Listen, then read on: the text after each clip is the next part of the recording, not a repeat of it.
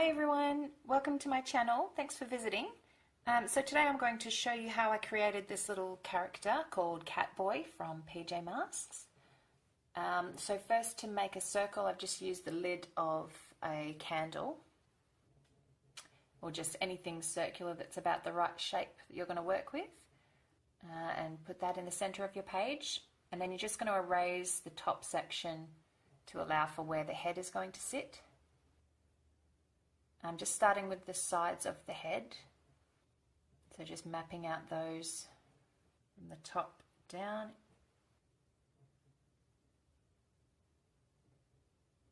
And then I'm putting in where the base of the chin would be, which is just a semicircle near the bottom of the circle, and then linking those up to the sides of the head so that you end up with kind of a U shape for the face.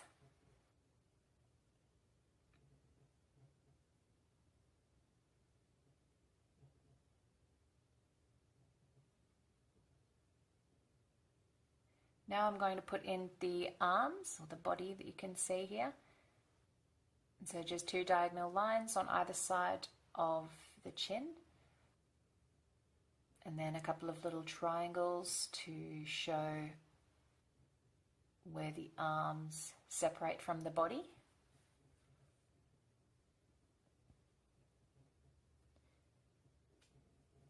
And then from there I'm moving to the mouth. So kind of odd starting from the base, but because I wanted to make sure that I got the mask in the right space, that's why I've started at the bottom of the face this time. I would normally start with the eyes, but not today, kids. And then I'm putting in the nose, which is just like a half moon shape, nice and simple. And then mapping in the mask where it sits on top of the nose, slightly curved, and another curve coming round, and then into a sharp point at the sides of the face, and then bringing those down towards the chin.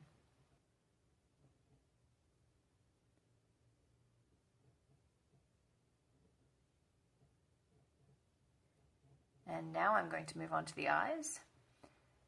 And the eyes are kind of like rounded squares, I'd say. They're quite squarish, but they do have the round edges so that they don't look too square.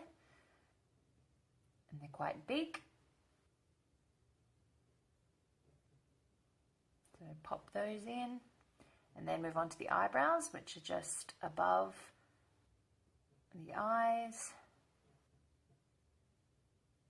in your traditional eyebrow shapes. That there is not important, that's just showing where the bridge of the nose is. No need for that.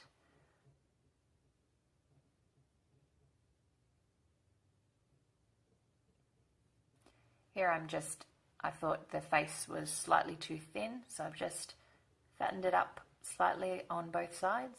You can do this if you need to, but if you've started the right size, it's all good. So I'm putting in the top stripe now at the top of the head and just mapping in where that's going to go.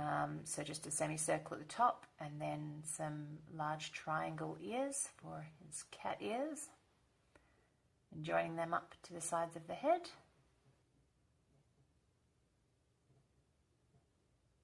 And then two triangle pieces for inside the ears. And then I'm going to put the lightning bolts that come out the sides on the top of the head. And they are mirror images of each other. So just try and reflect what you did on the left side and do it on the right side. So he's starting to come together now. I'm popping in the irises and the pupils, which are just two big circles at the top of the eye. And then leaving a third circle white for the highlight of the eye.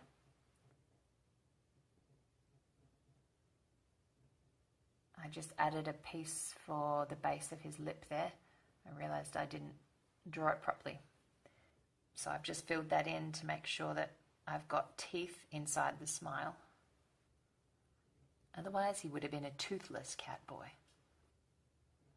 And now I'm going to pop in the arm, which comes outside of the circle, which I think is what makes this little picture quirky. I like it. So now I'm just putting in the fingers, which are oval shapes, and he only has 4 fingers. And just putting them at the tops of the hand, like he's curling it in a cat way, you know. Meow. And then popping in the markings on his shirt, putting them down around the elbow, on the other side of the arm, and then his Catboy mask that's in the center of his shirt.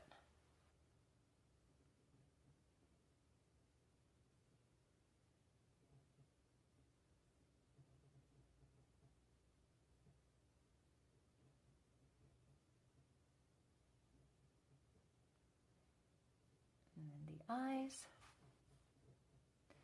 and the nose. And then the final piece to finish this little guy off is just by adding the outline of the circle beneath, which is just like a half circle. Oh, I still wasn't happy with the shape of his head, unfortunately. So I've gone in and it made it even fatter. I think I felt it was too straight up and down. So I've made him slightly more curvy. Yep, now I've got it. That's better. And so now I'm putting in that edge on the bottom of the circle. So it's just like it would be continuing around. And that's where we'll pop in our shading. Now I paint this in watercolour, which is different to what I normally do. I'm normally showing pencils. But watercolour is by far the most fun you can have, because it's really easy to practice with, because you're using water, it's not so messy, and it dries kind of lighter than it would normally. So if you make a little mistake here and there, it doesn't ruin your picture. You can usually work with it. So if you want to keep watching, I will outline it all in the black fine liner, and I'm using a water resistant marker. That's how I can paint on top of this. And then, and then I'm using watercolor after. So I hope you guys enjoyed this, and I hope you give it a go. Please, if you do enjoy it, I would love it if you could like the video and share it with whomever you think will enjoy it.